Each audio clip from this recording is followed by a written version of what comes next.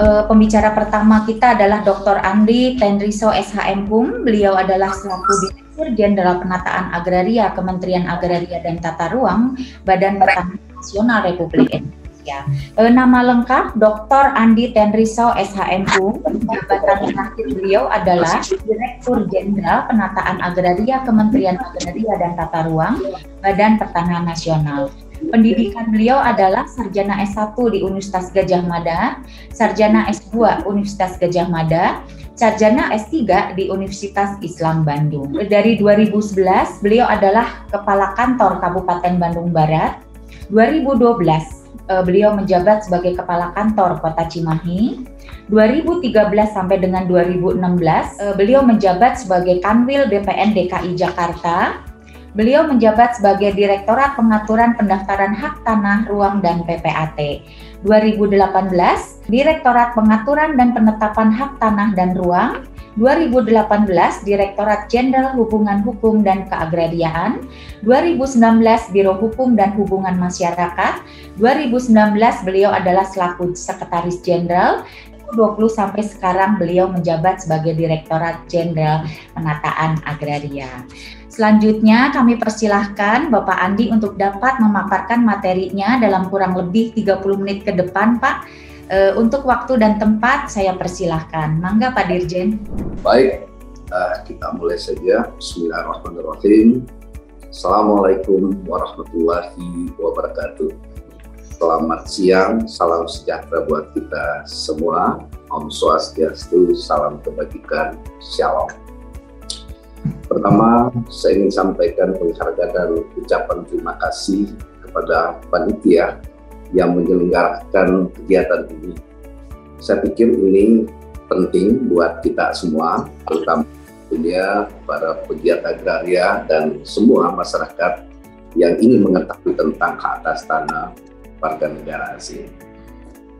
Sebelum saya mulai, izinkan saya mengoreksi informasi yang disampaikan Ibu Ana tadi, supaya bisa clear. Pertama, bahwa saya bukan sebagai Kanwil DKI dalam CV tadi, tapi Kepala Bidang Hak Atas Tanah di DKI. Yang kedua, koreksi saya adalah bukan sebagai Sekretaris Jenderal Agraria, tapi Sesdikjen Hak Atas Tanah. Itu koreksi terkait dengan informasi CV saya. Kemudian saya ingin meluruskan bahwa kehadiran saya di sini bukan melaksanakan tugas sebagai Dirjen Penataan Agraria. Kalau itu yang seharusnya membawakan materi ini adalah Pak Dirjen PHPT Pendaftaran Hak yang seharusnya. Namun karena mungkin kenal atau apa sehingga saya diundang dan saya bersyukur bisa ketemu sama teman-teman sejawat yang hadir pada kesempatan siang hari ini. Ibu Bapak sekalian yang saya hormati, yang diberikan panitia ketika menghubungi saya adalah topik yang saya harus bawakan, yaitu aspek hukum pemilikan properti untuk warga negara asing. Oleh karena itu kemudian saya membatasi paparan saya dalam perspektif hukum positif yang ada sekarang. Supaya clear, maka harus sampaikan. Izinkan saya memulai pemaparan ini untuk mengingatkan kembali prinsip dasar pengaturan agraria atau pertanahan. Saya biasanya selalu memulai dengan mengingatkan bahwa ketika berbicara sumber daya agraria, ketika berbicara tentang pertanahan, maka selalu harus diingat bahwa Undang-Undang Dasar 45 Pasal 33 Ayat 3 dengan sangat baik sudah mengatur hal tersebut. Hal yang terkandung di dalamnya dikuasai oleh negara dan dipergunakan sebesar-besar untuk kemakmuran rakyat. Ada dua variabel penting ketika membaca norma ini. Yang pertama adalah hak menguasai dari negara dan pelaksanaannya harus ditujukan untuk sebesar-besar kemakmuran rakyat. Terjemahan autentik terkait dengan hak menguasai dari negara beberapa waktu yang lalu berkembang. Sebelumnya kita lihat bahwa hak menguasai dari negara diatur dalam Undang-Undang Nomor 5 Tahun 60 Pasal 2 Ayat 2, yaitu disebutkan bahwa hak menguasai dari negara itu memberikan wewenang untuk mengatur dan menyelenggarakan peruntukan penggunaan persediaan dan pemeliharaan bumi, air, dan ruang angkasa. Kemudian kewenangan yang lain ketika berbicara tentang hak menguasai dari negara itu adalah menentukan dan mengatur hubungan-hubungan hukum antara orang dengan bumi, air, dan ruang angkasa. Biasanya ini kita aplikasikan dengan contohnya seperti pemberian hak atas tanah. Kemudian yang lain, kewenangan hak menguasai dari negara juga memberikan kewenangan untuk menentukan dan mengatur hubungan-hubungan hukum antara orang dan perbuatan hukum mengenai bumi, air, dan ruang angkasa.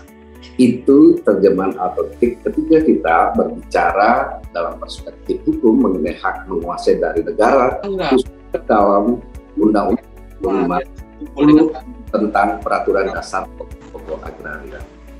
Yaitu disebutkan bahwa hak menguasai negara mengandung makna negara harus mengatur, membuat kebijakan, mengurus termasuk juga mengawasi.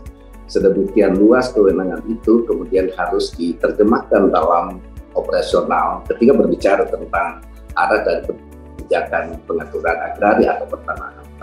Kemudian makna tersurat daripada sebesar-besar kemakmuran rakyat juga harus kita maknai bahwa hak sebesar-besar kemakmuran rakyat itu harus bermanfaat bagi rakyat.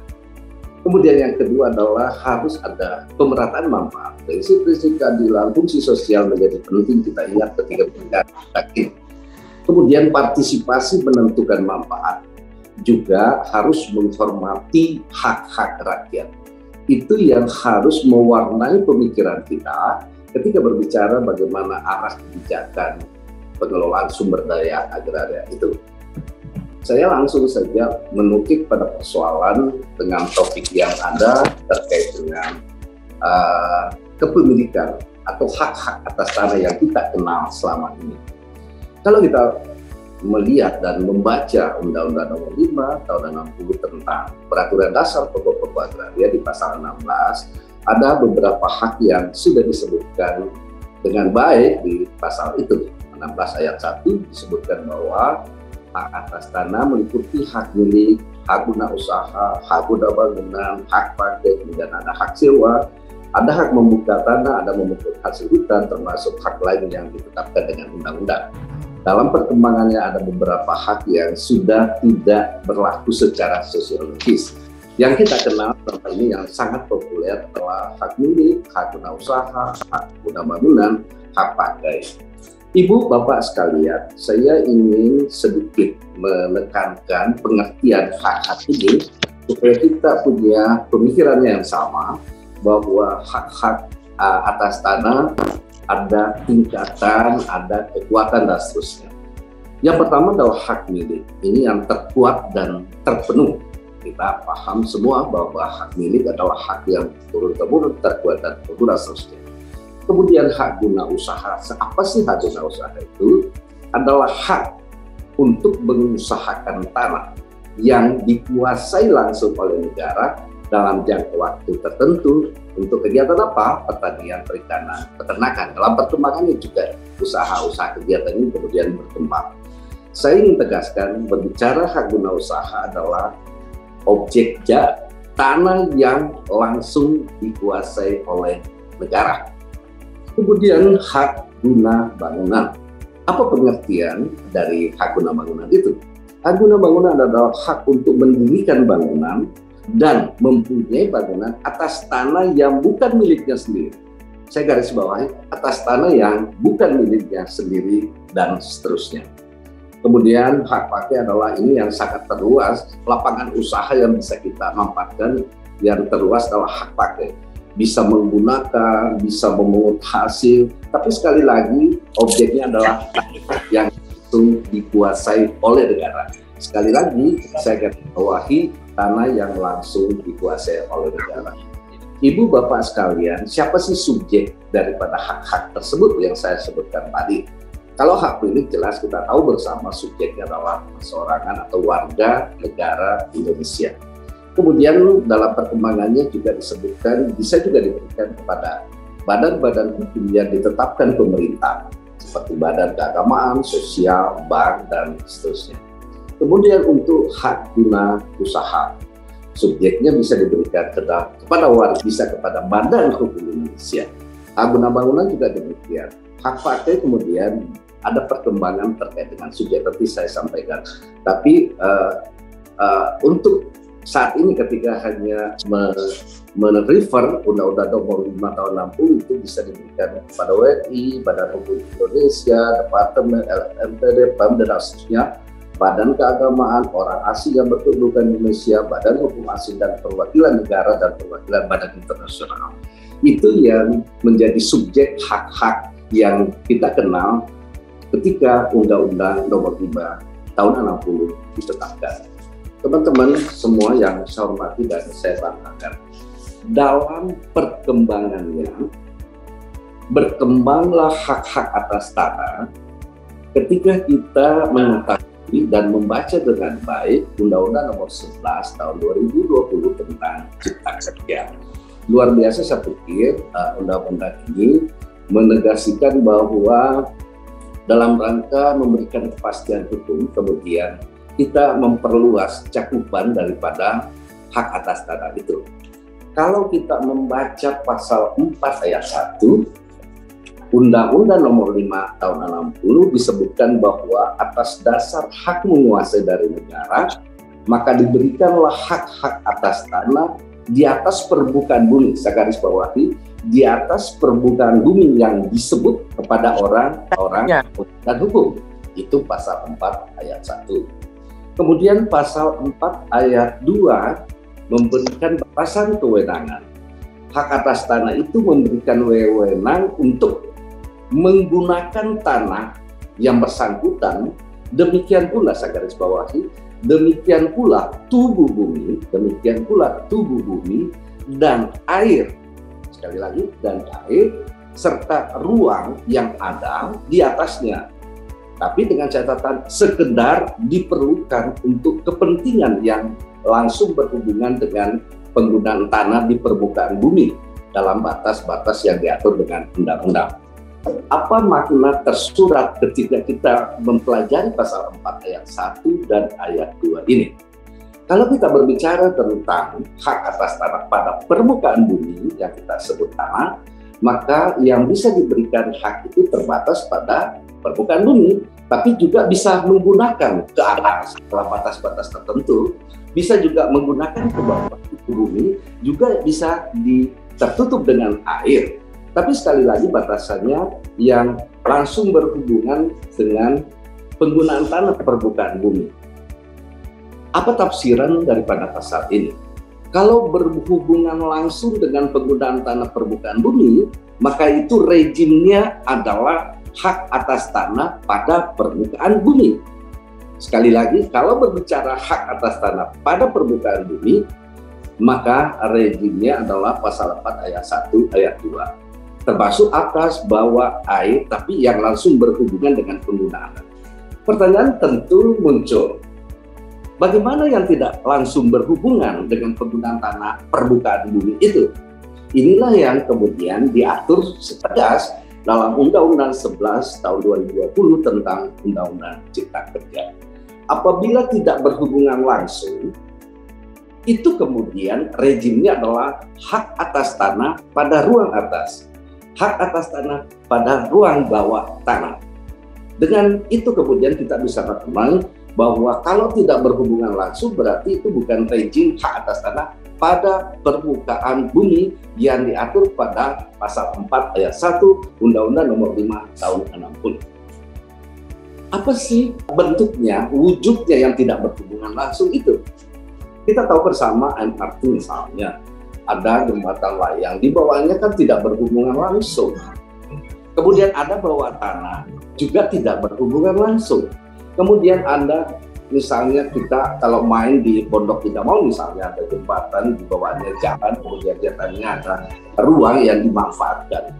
Itu rejimnya sekali lagi adalah hak atas tanah pada ruang atas. Kalau jalan kereta api di bawah, jalan MRT di bawah itu hak atas tanah pada ruang bawah tanah. Supaya lebih jelas kemudian dalam PP 18 disebutkan bahwa tidak berhubungan langsung, kita bisa maknai bahwa berbeda secara struktural, berbeda secara fungsional. Ini penting kita semua tahu, makanya saya memberikan pemaparan ini secara pelan saja, karena penting kita maknai secara baik bersama-sama dalam kesempatan ini. Kalau berbeda secara fungsional, artinya penggunaan tanah, ruang atas dengan permukaan bumi itu berbeda secara fungsinya. Ada jembatan, ada jalan MRT di bawahnya itu permukaan buminya adalah jalan misalnya. Secara fungsional pemanfaatannya berbeda. Bagaimana secara struktural berbeda? Strukturalnya berbeda, konstruksinya berbeda. Yang saya maksudkan konstruksinya berbeda bahwa ketika kita membangun jembatan, ya konstruksi untuk jembatan, yang di bawah jalan. Jadi kalau kita berbicara tentang hak atas tanah pada ruang atas, pada ruang bawah tanah, maka yang harus kita ingat adalah terpisah baik struktural maupun fungsional seperti itu. Itulah yang bisa kita terjemahkan ketika berbicara tentang ruang atas tanah, hak atas tanah pada ruang atas, hak atas tanah pada ruang bawah tanah. Kalau kita masih berdasarkan pada pasal 4 ayat 1, pasal 4 ayat 2, maka itu adalah hak atas tanah pada permukaan bumi. Secara teoritis beberapa waktu lalu kita tahu dan membaca literatur bahwa hak ini lahir dengan kita menggunakan metodologi penafsiran analogi dan teori penafsiran ekstensif. Artinya bahwa hak atas tanah yang selama ini diberikan pada permukaan bumi tidak bisa perluas penafsirannya ekstensif, juga bisa diberikan pada ruang atas. Analoginya juga ketika bisa diberikan pada permukaan bumi, pada ruang atas juga memungkinkan. Dan ini sudah diatur dengan Undang-Undang Nomor 11 Tahun 2020 tentang Cipta Kerja. Saya pikir ini clear ketika berbicara mengenai perspektif hukum positif di Indonesia, maka hak atas tanah pada permukaan bumi, ruang atas, ruang bawah menjadi clear, dan pendaftaran tanahnya juga berkembang bukan hanya satu dimensi, tapi kadasternya itu adalah 3 dimensi. Sekarang saya masuk kepada lebih khusus tentang jenis hak untuk orang asing. Kalau kita berbicara dengan dasar hukum Undang-Undang Nomor 5 Tahun 60, ada beberapa prinsip yang kita harus ingat ketika kita memberikan penjelasan mengenai jenis hak untuk orang asing. Ada pasal 21 UPA, kita kenal dengan prinsip nasionalisme. Ada yang menggunakan asas, ada menggunakan prinsip. Prinsip-prinsip nasionalisme yang kita harus ingat. Pasal 21 UPA mengatur bahwa hanya warga negara Indonesia saja yang mempunyai hak milik atas tanah atau yang boleh mempunyai hubungan dengan bumi dan ruang angkasa dengan tidak membedakan antara laki, perempuan, wanita, sesama warga negara. Intinya bahwa hanya hak milik. Untuk hak milik hanya warga negara Indonesia saja. Bagaimana dengan orang asing? Orang asing jelas bahwa dengan UUPA kita bisa memberikan hak pakai saja. Titik. Ini bisa dilihat di saran saya untuk orang asing, kemudian PP-nya masih dengan 103/2014, untuk warga negara asing jangka waktunya bisa diberikan 30 tahun, diperpanjang 20, kemudian 30, yaitu 80 tahun. Untuk warga negara Indonesia 25, 20, dan 25 tahun. Teman-teman semua yang saya hormati, kemudian lahirlah Undang-Undang Nomor 11 Tahun 2020 tentang Cipta Kerja. Saya pikir saya tidak perlu menjelaskan ini, sudah sangat sering saya bawakan dalam beberapa acara, dan juga teman-teman pasti sudah tahu apa sih latar belakangnya dan seterusnya. Saya pikir karena sudah ditetapkan menjadi undang-undang, saya tidak perlu lagi membahas tentang ini. Apa sih yang diatur di dalam Undang-Undang Cipta Kerja, khususnya klaster pertanahan? Yang pertama ada pembentukan bank tanah, kemudian memperkuat konsep hak pengelolaan, kemudian memperluas memperkuat objek hak atas tanah yang diberikan kepada orang asing, Yang kemudian yang lain adalah pemberian hak atas tanah pada ruang atas dan ruang bawah tanah dan penggunaan dokumen elektronik. Ini juga diatur dengan sangat baik di Undang-Undang Cipta Kerja, termasuk turunannya ada di PP 18 tahun 2021. Teman-teman semua yang saya hormati, ada beberapa terobosan hukum atau ada beberapa kemudahan ketika kita berbicara tentang kepemilikan properti orang asing di Indonesia. Subjek hak milik satuan rumah susun diperluas, selama ini hanya warga negara Indonesia, Badan Hukum Indonesia, Badan Hukum dan seterusnya. Kemudian kita memberikan juga pada warga negara asing, tidak terbatas pada tanah bersama hak pakai, tapi juga bisa diberikan pada tanah bersama dengan hak guna bangunan. Kemudian orang asing diberikan kemudahan syarat, yaitu cukup dibuktikan dengan keimigrasian, dokumen keimigrasian seperti visa, paspor, izin tinggal, dan seterusnya. Kemudian objeknya bisa diberikan kepada rumah tapak dan satuan rumah susun. Teman-teman semua, saya ingin ingatkan, ketika kita berbicara tentang prinsip-prinsip nasionalisme tadi, kita tahu bersama bahwa kalau selama ini kita kenal, yang bisa diberikan hak atas tanah kepada orang asing itu hanya terbatas kepada hak pakai saja. Tapi kok dengan Undang-Undang Cipta Kerja dimungkinkan diberikan hak guna bangunan tanah bersamanya khusus untuk satuan rumah susun, dimungkinkan warga negara asing memiliki satuan rumah susun di atas tanah bersama hak guna bangunan.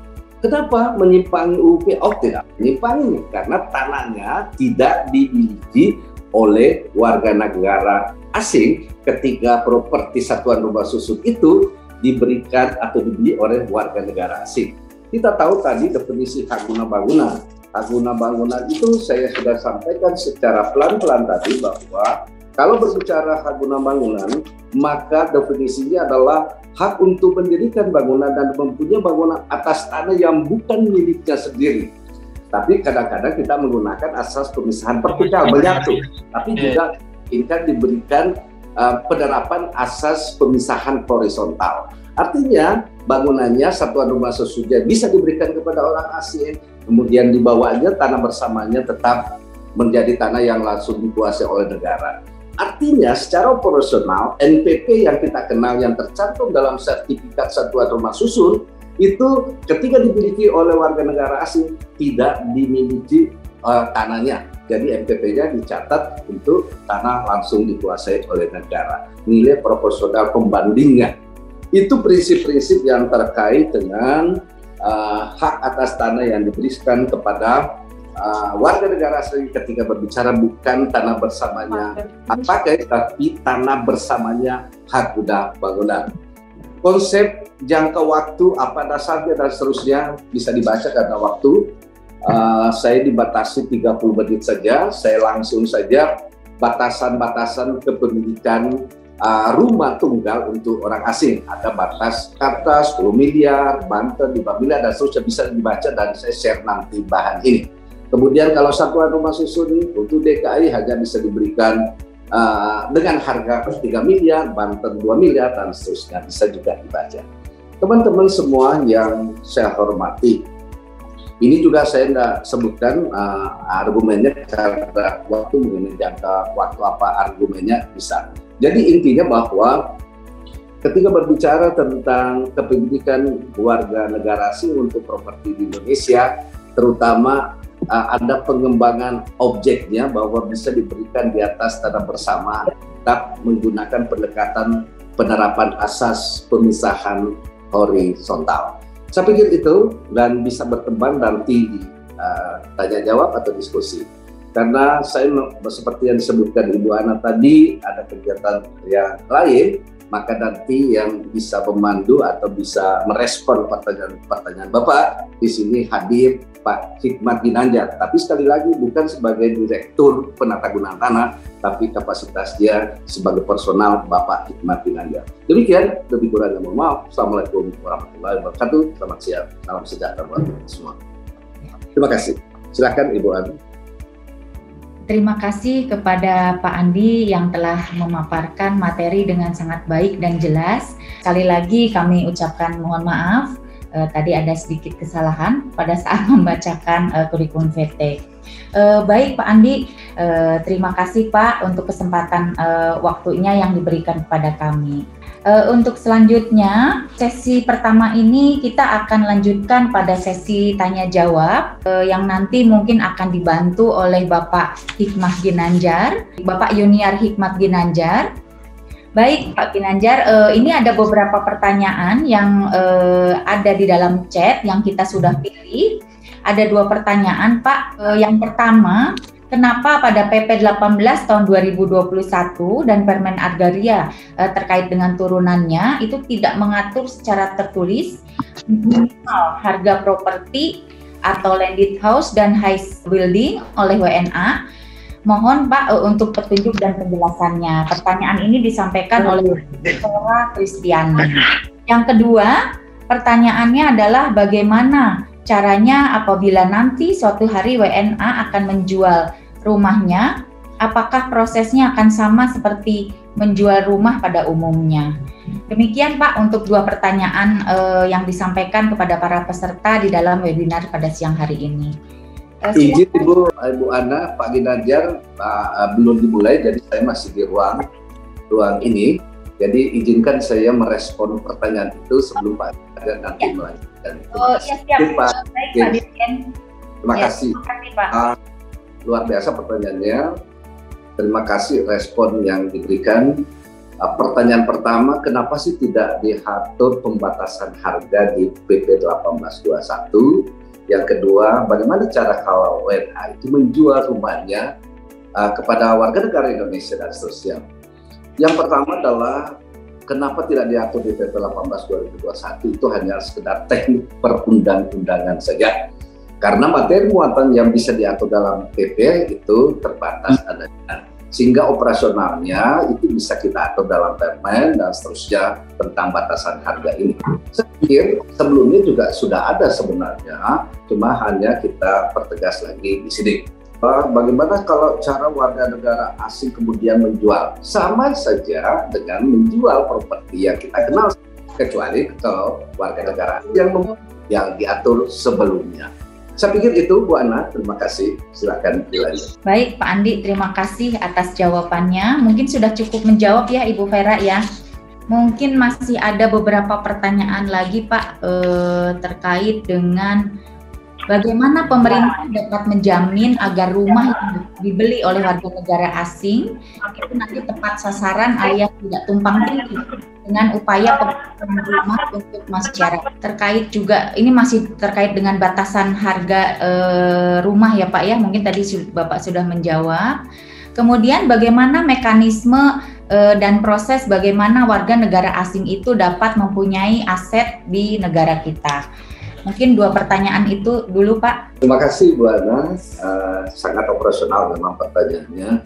Yang pertama disebutkan bagaimana supaya tepat sasaran lokasi yang merugikan kepentingan warga negara Indonesia. Saya pikir itu secara tepat kalau kita mengartikan pertanyaan pertama.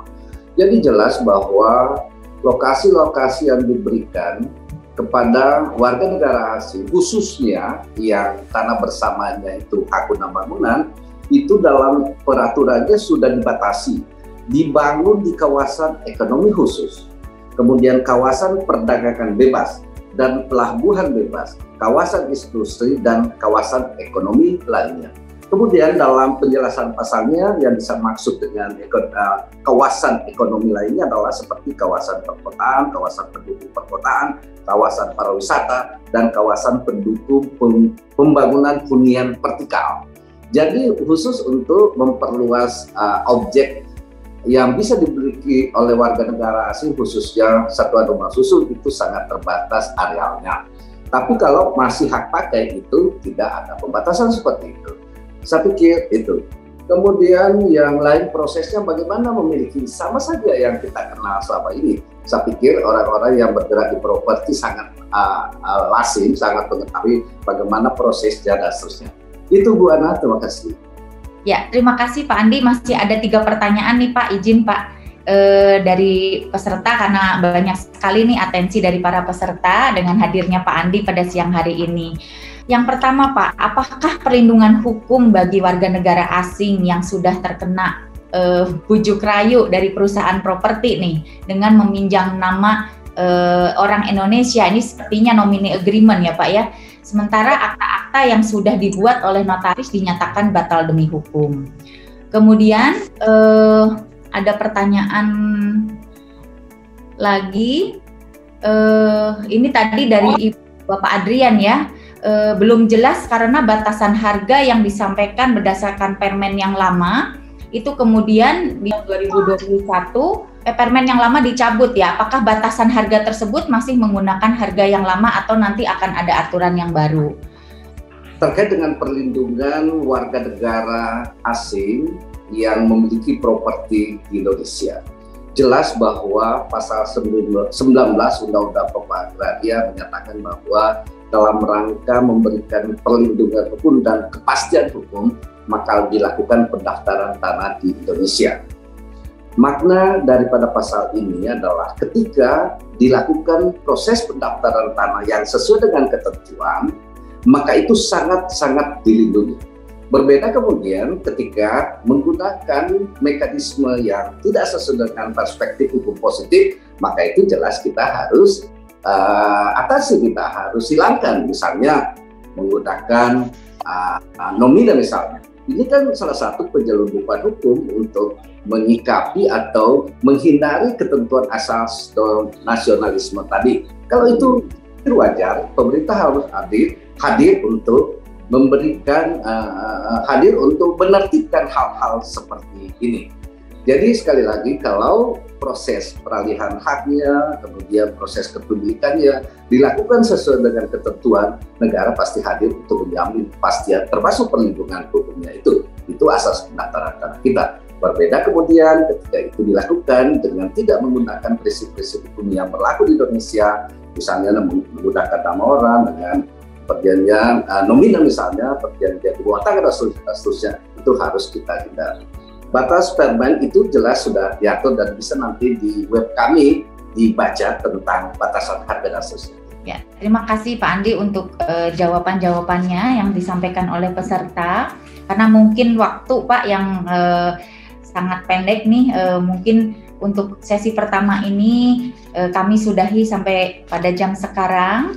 Sebelumnya saya selaku moderator menyampaikan ucapan yang terima kasih sebesar-besarnya kepada Bapak yang telah memberikan kesempatan kepada kami untuk dapat mendengarkan paparan yang begitu jelas dan baik.